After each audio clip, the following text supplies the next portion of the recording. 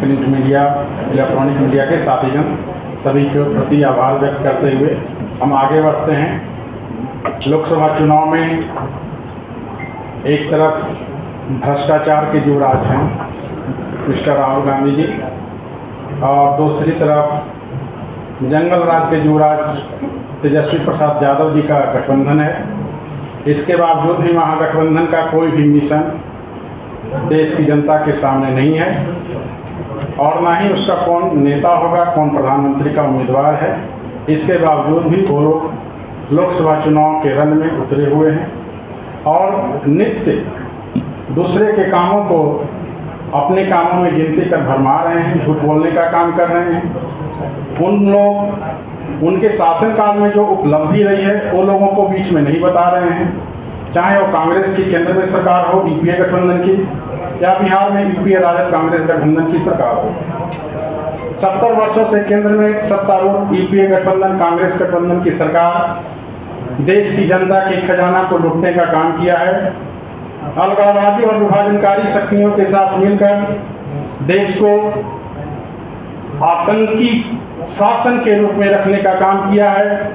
जब हम लोग अपने देश में ही जाते थे तो वहाँ ये नहीं कह सकते थे कि हम हिंदुस्तान के वासी हैं।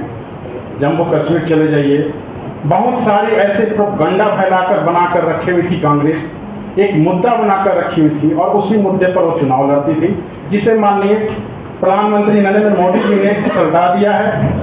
अब न कांग्रेस के पास और न राजद के पास कोई मुद्दा नहीं है।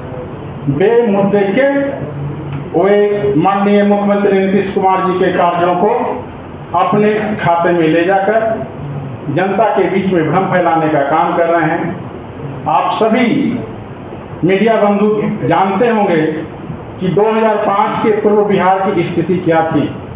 आप लोग जो मीडिया कर रहे हैं, लाइन अगला चला जाता, बिजली चली जाती, सड़क का हालत क्या था।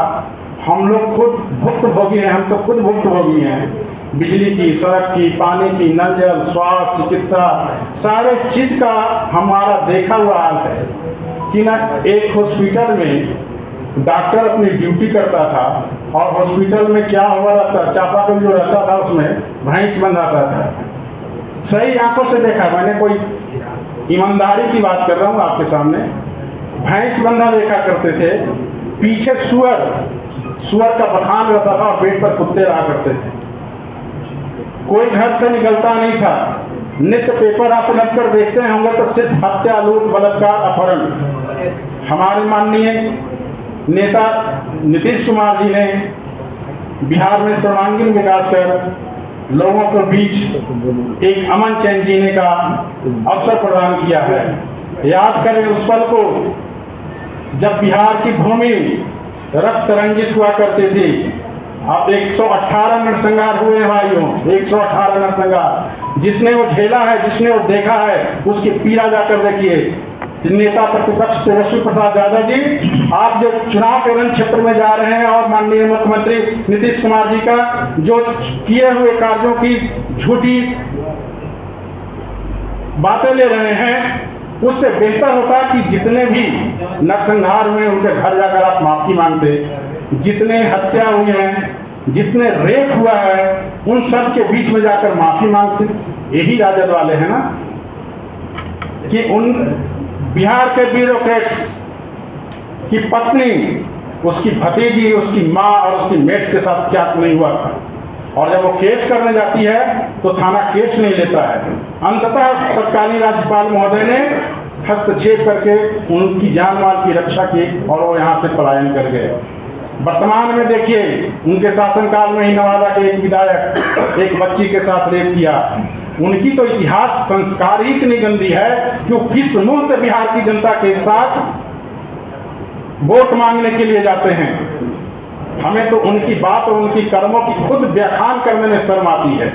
इसलिए नेता प्रतिपक्ष महोदय, आप सबसे पहले बिहार की कानून व्यवस्था को लेकर जो मुद्दे उठाते हैं, विकास के मुद्दे उठाते हैं, सब आपका गलत है।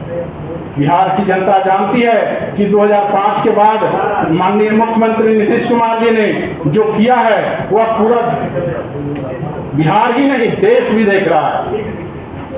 कोई भी ऐसा गांव, कोई भी ऐसा घर आप बता दें कि मुख्यमंत्री जी के कार्यक्रम या योजनाओं का लाभ उनके घर तक नहीं पहुंचा हो, उनको नहीं मिला हो, चाहे वह नल जल हो, चिकित्सा से संबंधित हो, शौचालय से संबंधित हो, गांव की नली पगडंडी हो। हर गांव पटना से जुड़ गया है, पक्कीकरण हो गया है, विकास तो साफ दिख रहा, फिर भी लोग पता नहीं राजनीति में इतना अपने चरित्र को हनन कर देते हैं कि उसको स्वीकार नहीं करते हैं। राजनीति करना अलग चीज है, लेकिन जो अगर व्यक्ति काम करता है उसको बताइए और उसको स्वीकार कीजिए। और किन्हीं को अगर कुछ पूछना हो।